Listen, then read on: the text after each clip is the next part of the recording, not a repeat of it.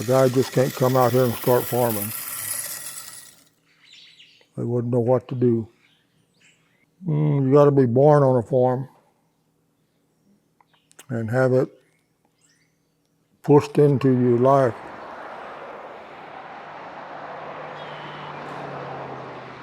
First time I remember visiting my grandparents, they lived about a mile that away. And my grandpa was already in bed, couldn't get out of bed, and grandma had to feed him. But I looked under the house and there was a lot of empty beer bottles. So grandma told me those wasn't hers, they were grandpa's. But he drank a little bit.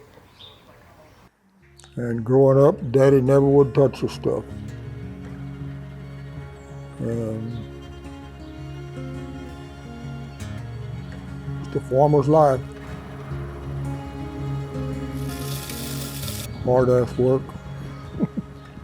Hot sun, burns, no sunscreen, just a big straw hat.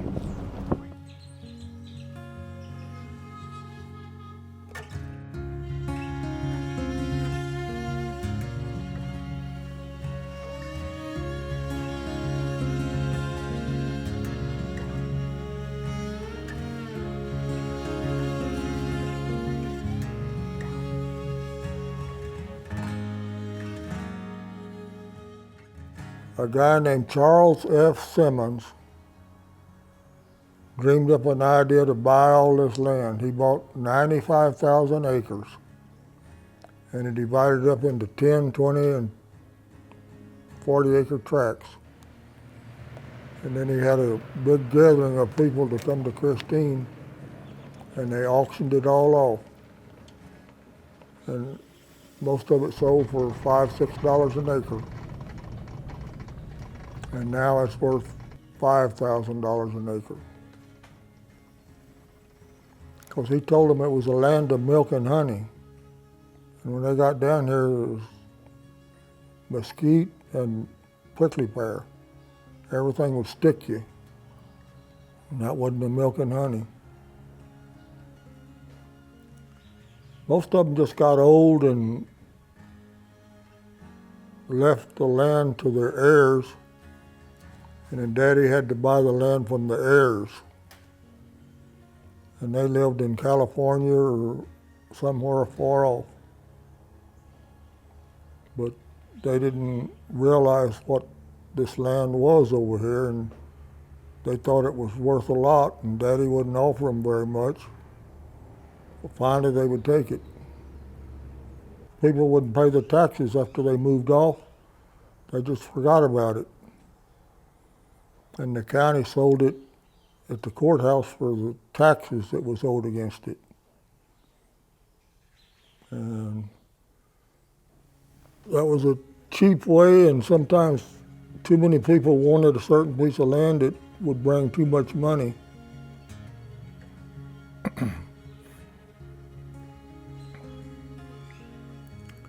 Just weird shit happens.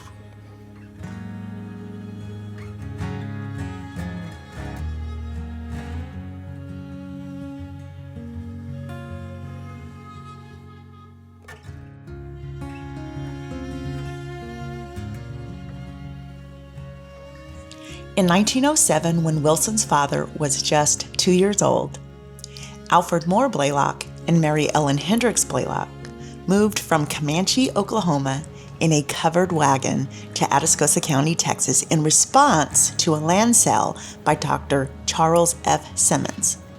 He promoted the South Texas land as the garden spot, the land of milk and honey, where winters are warm and summers are cold. They purchased their first tract of land in 1909. Alfred's family lived off the land. His sons helped provide food by deer hunting and money by trapping fur-bearing animals. They also made their living farming and ranching and eventually owned a small dairy. Alfred's son and Wilson's father, Vance Sr., continued in his father's footsteps, buying acreage when he could, and eventually entered into the cattle business in 1946. Vance and Edna, and eventually all of their adult children would buy 20 acres or more at a time until they owned about 2,000 acres collectively. But he started out with raising bees, but when he married my mother, she was allergic to bees, so he had to quit. But he could walk up to bees and move them around with his hand and they wouldn't bite him.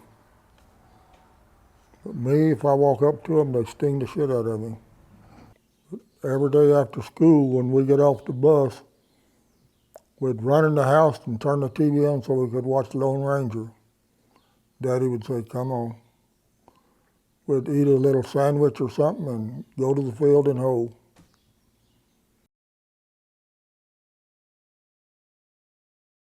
Sharpen a hoe and go hoe cuckoldburrs. Hard ass work. Cuckoldburrs used to get about that big around and you had to hit them 4 or 5 times to cut them in two.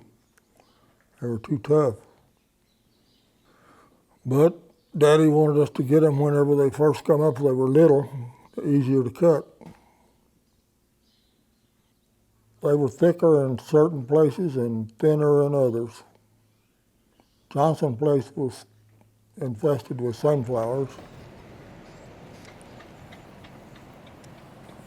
And whenever Daddy used to raise corn on the Johnson Place, we used to have to go over there about 8 o'clock at night and sleep in the back of the truck.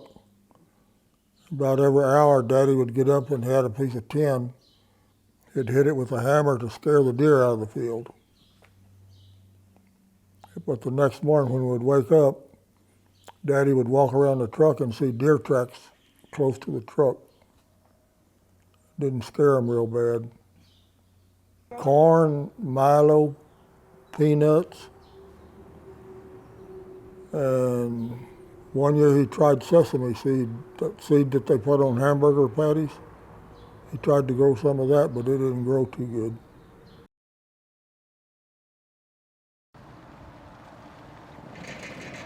Well, my dad used to lease all this to run cattle, and he farmed it.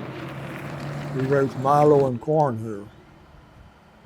In the 50s, we had a terrible drought, and we had to charge groceries in order to eat. And a grocery store in Christine charged to us, and 2 grocery stores in Jordan charged to us.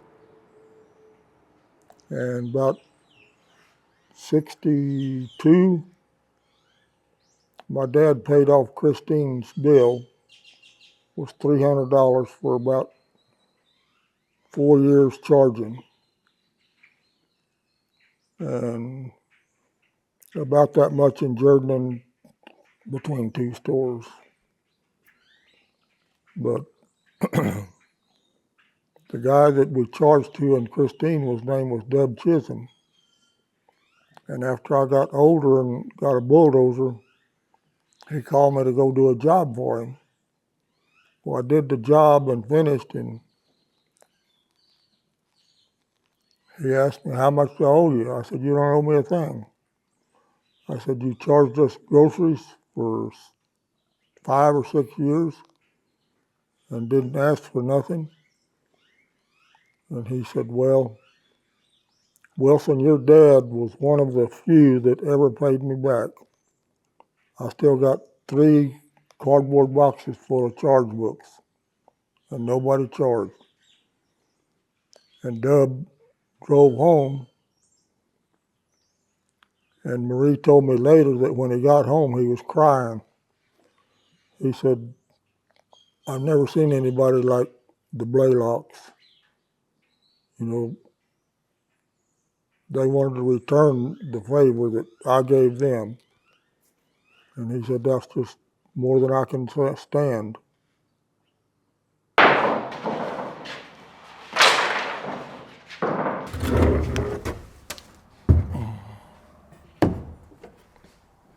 We used to ride right there between the headlight and the steering wheel.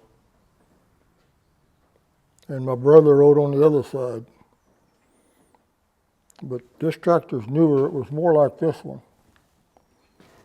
But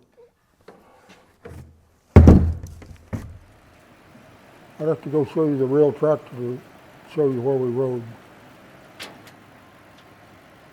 I don't know, none of my family knew mechanics but me, so I had to teach myself. I would tear shit up and put it back together to see how it worked. That's how I tore that washing machine down, because it wouldn't start. Mama said it hadn't started in a long time, so I tore it down, filed the points and put it back together, and it started.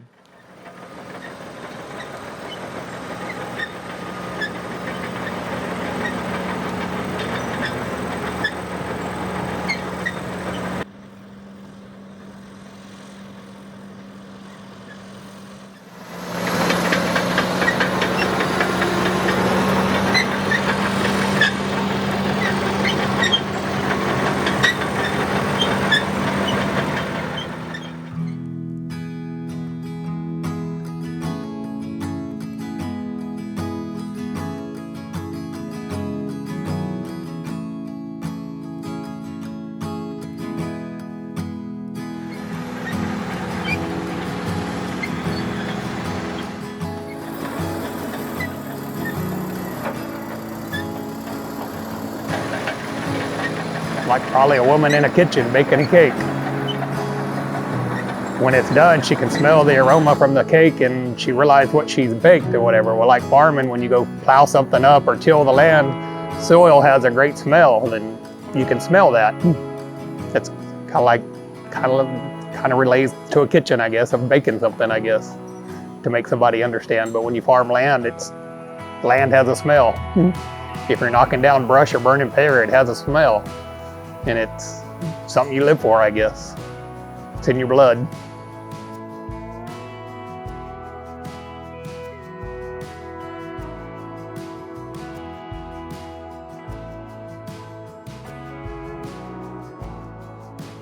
It goes both ways in life. Some ranch kids leave the farm and never come back. You just in your inner soul if you're gonna be part of it or walk away from it.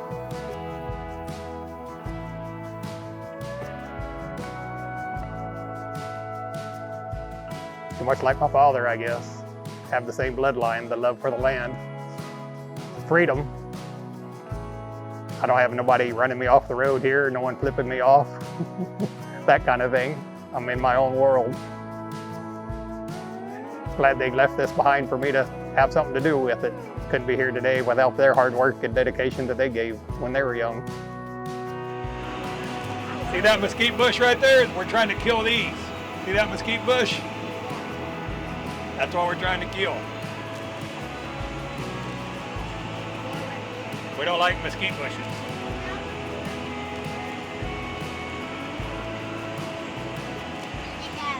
You know, the values of learning how to do different things, weld, pour cement, build fence, just any kind of trade you need, because you can't afford to hire everybody every time something breaks or mishaps or whatever. You can't call someone out for every little job you have. Just all the hard work I put into everything out here, and they'll see what I've done to keep it, all the upkeep I've done, all the money I've done and spent on the property just to keep the upkeep, to make it more valuable. You know, whether it's keeping up the fences or digging out the tanks or, you know, just tilling the land to keep the brush from growing back, you know, so other wildlife. You need the combination of open fields and brush for all habitats of life. Turkeys to cattle to deer to our feral hogs that everybody hates. So, I love anything that rusts or bleeds. It's fun to own. So, cows, chickens, any farm animal, any kind of equipment. That's what I love.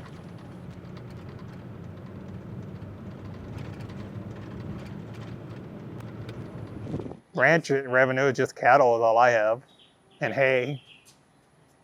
So I own 150 head of cows. I have 50 acres of irrigated land that I cut and bale hay on. If I didn't have that, I couldn't have that many cows. So have water and just without the irrigation, I wouldn't be where I am today, I guess. It's helped me for the last 12 years. And the only reason I have irrigation is because the oil field came in and drilled a water well to have it. Other than that, well, I would be dry land the whole time. And the water has just been a 180 in life, I guess to say. You don't have to buy hay, but I caught myself buying hay this year because I sold too much of it. But I'm trying to grow some now to get it back on top. So, deer was always my favorite. Go shoot a deer, come back, skin it, and then I'd bring it into my mom and she'd cook it for supper that night. Mom always taught us how to can. Corn, pickles, any kind of vegetables. Just okra, squash, whole corn, all the above, green beans, just all the vegetables that we grew. But they all also worked very hard. Middle life, he's just more laid back, I guess. Never realized he was laid back as much as he was until we got to be adults. And then as he gets older, I guess he's just, life is kicking him in the butt and he's hard to get around and he still wants to get around. So just remember him as a loving father, even though he beat us all the time, but I'm glad he did. We deserved it and it made us who we are today.